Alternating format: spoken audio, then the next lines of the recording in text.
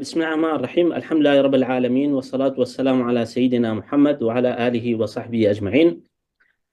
Distinguished scholars, esteemed colleagues, and honored participants, and Professor Chairman, it is a profound privilege, of course, to address this esteemed gathering today to explore the pioneering contributions of our late Professor AbdulHamid AbuSulayman to international relations.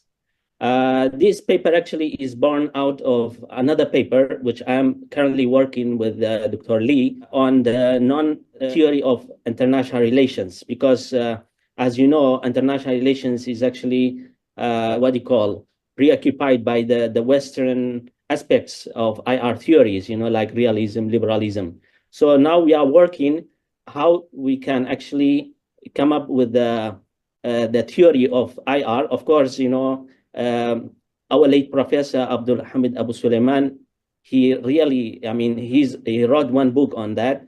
And so in that paper, we are actually reviewing many scholars. So one of them is our late Professor AbdulHamid AbuSulayman. So this paper for today, I'm just highlighting what he said about this, and also critically examine his theory, and then how we can actually move the way forward.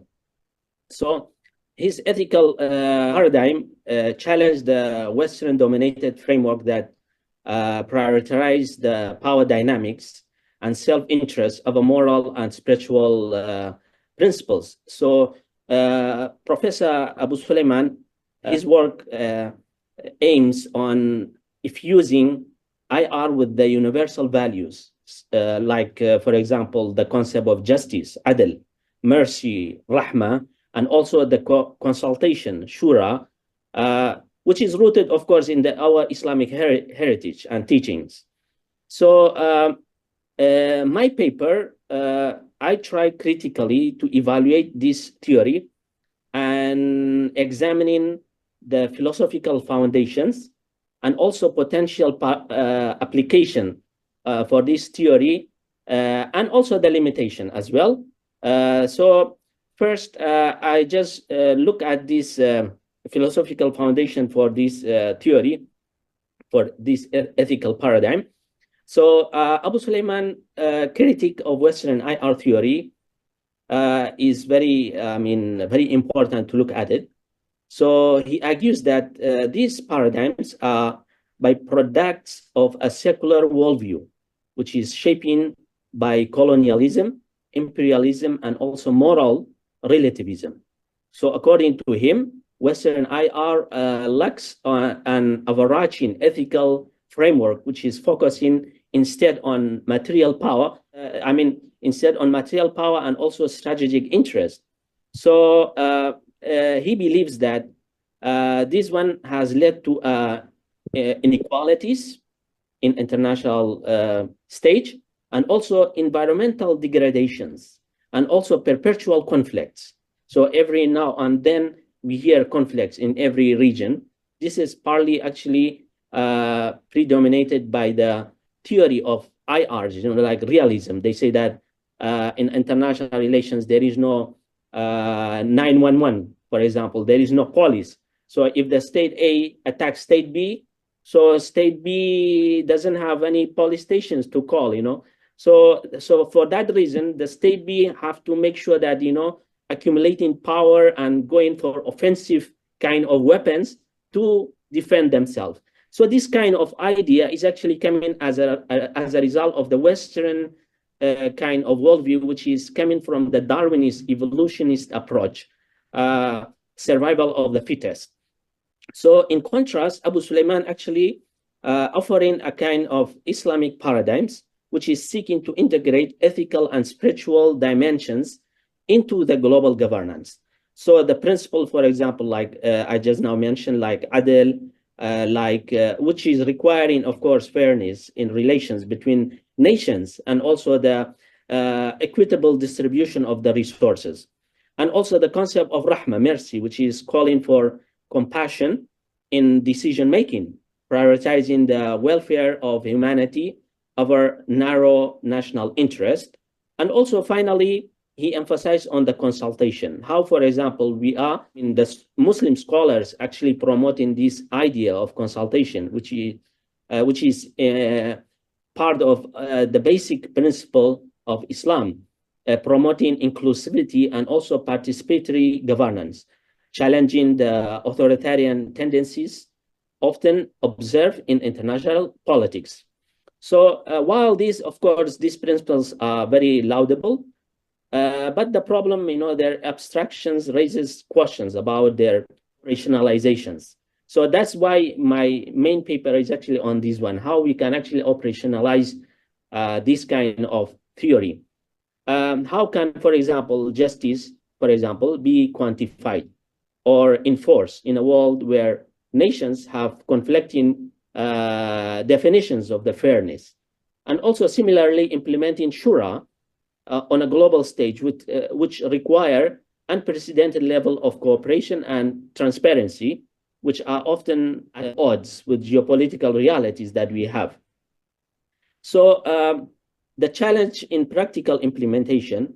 So the practical challenges of this idea of our Professor AbuSulayman framework lie in the inherent disparities among Muslim majority nations.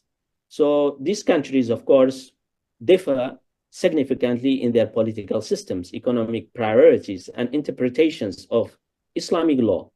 This diversity, of course, complicating the effort to establish a unified ethical bloc, which is capable of influencing the global politics.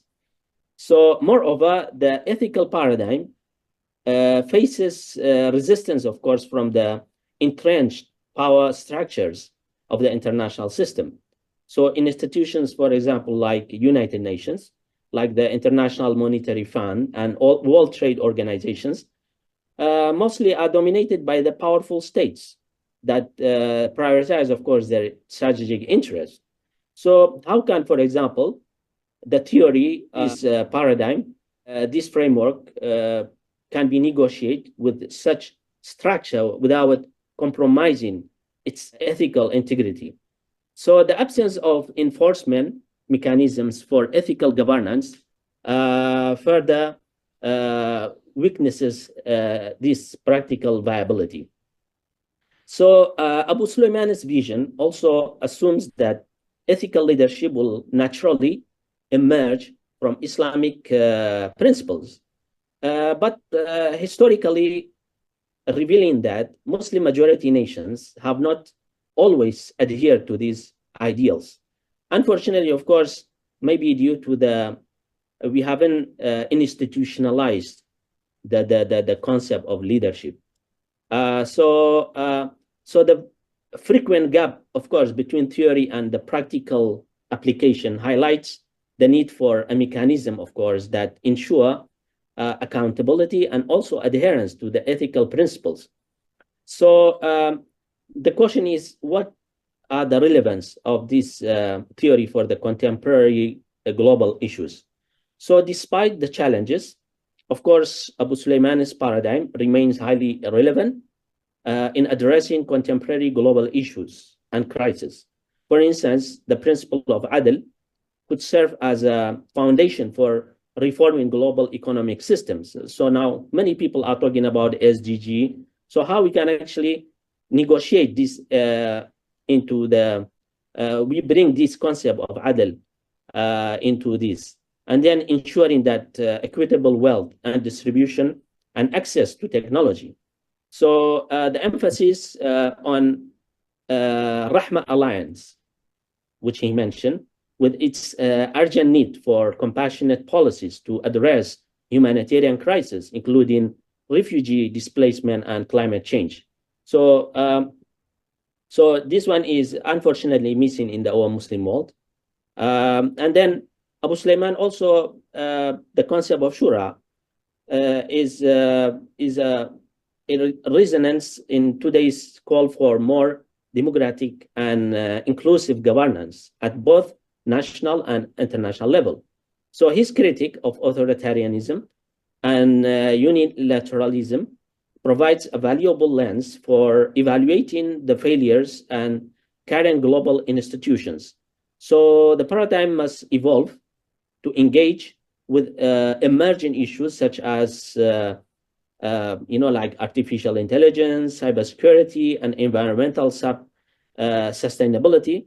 So expanding its scope would enhance its applicability and also ensure the continuous relevance.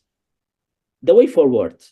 So to advance, this is my recommendations to advance this theory of the paradigm that he mentioned towards the theory of IR.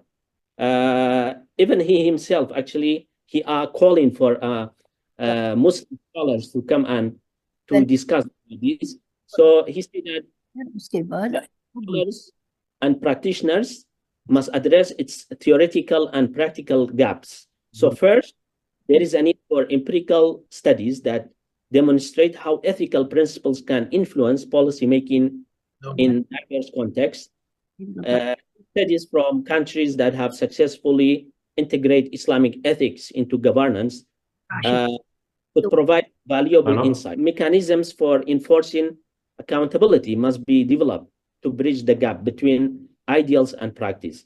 And finally, AbuSulayman framework should be expanded to include interdisciplinary perspectives, drawing from economic, environmental studies, and also technology to address the complexities of the modern world. So, in conclusion, AbuSulayman's ethical paradigm represents a bold and necessary attempts to reimagine international relations through an Islamic lens. So it challenged the dominance of power-centric models, offering instead a framework grounded in justice, mercy, and consultation. While it is, of course, its implementation faces a significant challenges, so its potential, of course, inspire a more equitable and compassionate global order cannot be overstated. So by critically engaging with these ideas, we can refine and expand this paradigm, ensuring its relevance in an ever-changing world. So, so we have to actually, the Muslim scholars come together and study how we can actually reimagine a new institutions, or perhaps how we can actually reform the United Nations through different channels. I know, of course, it's very difficult, but every changes start with a small step. So that's my presentation. Thank you. Thank you very much. Wassalamu alaikum wa rahmatullahi wa barakatuh. Thank you, Dr. AbdulWahed, Jalal, Nori, for speaking on the non-Western